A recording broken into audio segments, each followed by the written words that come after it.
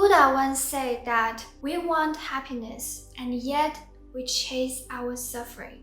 Why is that, and how to break this cycle of negative thinking?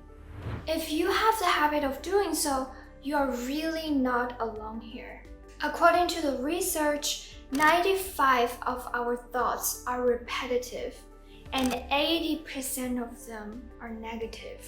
So most of the people on this planet are addicted to negative thinking on a daily basis.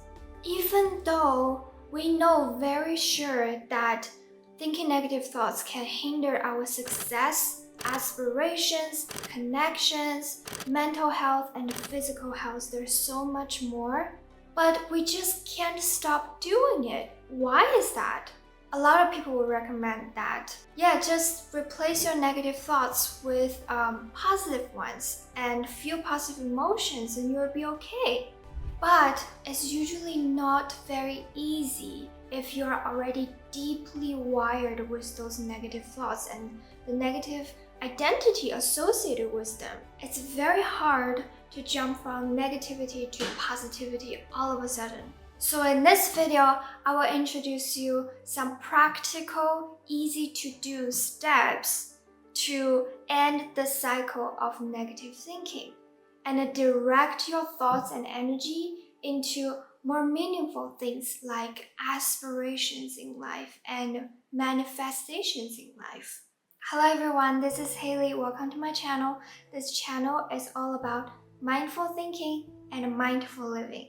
The first step is to catch it, okay? Bring awareness to it, preferably speaking, every single time you're thinking about this negative thought. To explain this, I want to dive into why it's so easy for us to get addicted to the negative thinking. There are two major reasons about this. The first is the identity crisis.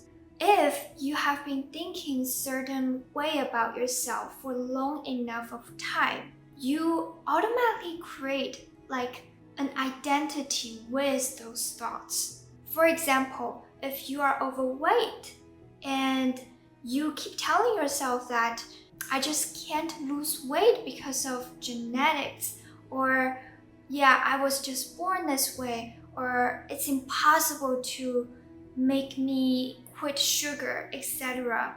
If you've been doing that for yourself for long enough of time, this identity of I am this overweight person who cannot lose weight, this identity will be deeply engraved in your mind and your system. And you actually, on a daily basis, you act and feel out of this identity. And if automatically you are getting rid of your negative thinking habits, then you don't know who you are anymore. Okay, you're not sure how to act and feel anymore because you're not sure who you are. And that means identity crisis. Identity crisis makes us feel vulnerable. It makes us feel uncomfortable because we have to explore something new and stepping out of our current comfort zone. That's why we are scared and so addicted to those negative thinkings. The second reason is that when you are thinking negative thought, you feel negative emotions right after.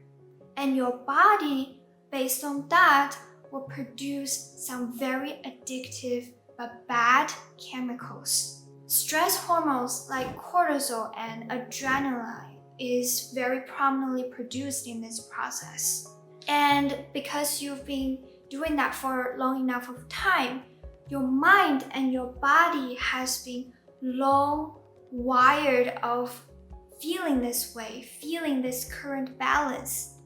And it is hard to readjust themselves to a new level of thinking and the new level of good hormones. We need to break this cycle by doing something different about it. Okay, we need to literally take different actions. Do something different, like whenever you're doing it, you have to tell yourself that you're doing it and this is not good. Or you have to tell other people about it. Or you can take your notebook and mark it every time you're doing it. There has to be some kind of consequential actions whenever you're doing something that you don't want. For example, a few years ago, whenever I get anxious, I would bite my nails. And I tell myself that every time I do it, I have to take my phone out and open the Notes app and draw a little red line in there. So over time, I was so bored of this process and I had to stop whatever I was doing to literally take out my phone. That was so annoying. So I kind of forced myself out of the habit of feeling anxious and biting my nails. So it is very important for you to do something different to set you apart from that flow of doing these habits over and over again, okay? You need to find a way to work for you. The second step is to observe it. Let's think about what happens when you think a negative thoughts. Negative thoughts lead to negative emotions, which produces stressful hormones, which makes you addicted to them. And then you come back and think the same negative thoughts over and over again. So to break this addictive vicious cycle, in the book, The Power of Now, it introduced a method called the silent observer. This is a state of mind where you're fully accepting of this thought that you're thinking. Thoughts are just thoughts. Without attaching any meaning or identity or feeling with the thoughts remain thoughts. So the silent observer sets you in the right mindset where you look at this thought and you don't feel judgmental towards it and you don't feel critical about yourself. You're simply fully accepting of these thoughts but not associating with it. It sets you as an outsider by creating this non-mind gap, which you are highly alert and aware, but you're not feeling about it. So a really great metaphor would be that you are taking a class that's really boring and you absolutely not interested in. And when you're sitting in the classroom, you feel kind of drowsy even, like you are listening to all the words the professor was saying, but you can't take in because it's not relevant to you, it's not resonating with you. Think about that state of consciousness where you are detached. You are listening to your thoughts and say to yourself that, okay, this is just a thought. Okay, I'm thinking negative thought and that's okay. You know, a lot of people do it, but I don't have to believe it. I don't have to act a different way from those negative thoughts. They're just thoughts. So when you are thinking negative habits, okay, first, you know that this is not a habit that you enjoy. And the second is that you set yourself apart from those negative thoughts. Every time you catch yourself thinking those toxic thoughts, you bring yourself to this state of mind. Over time, it will create some permanent changes to your body and to your mind.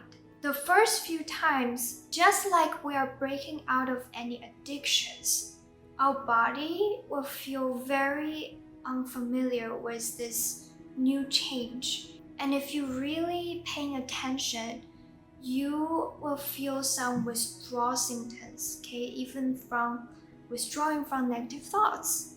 Your body will aching, and sometimes you will lack of energy, and you'll feel kind of unease. But I guarantee you, this is only temporary. If you do this over and over again, you will eventually set yourself to a new, much better system.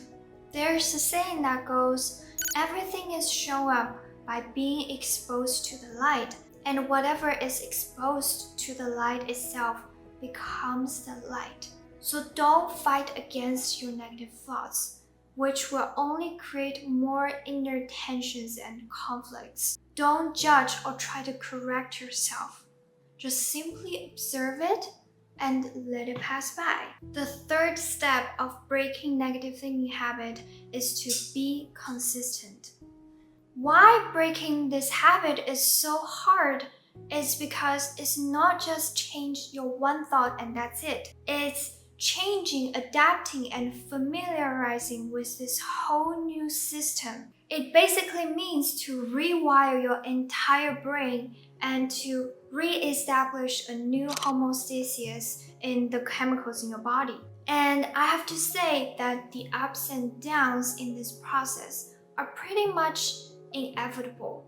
Some days you're better at it, the other days it's really difficult. But the good news is that every time you are trying to rewire to a new thinking habit, it really matters. According to the book Atomic Habit, if you can get 1% better each day for a year, you will end up 37 times better by the time you're done. Conversely, if you get 1% worse every day for a year, you will decline nearly down to 0. And according to Dr. Joe Dispenza, every time you think of a new positive thought, you create a stronger neural connection in your brain. If you do this enough of time, you'll find yourself welcoming and embracing this new identity.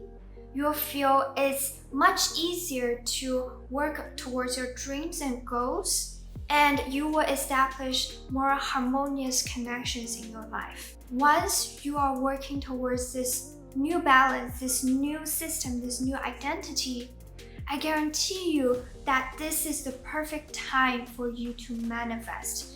And your manifestation speed is so much faster. That's why I hope you check out this other video of mine about the 5 powerful signs that your manifestations are coming, so you can reassure you that you are absolutely on the right path.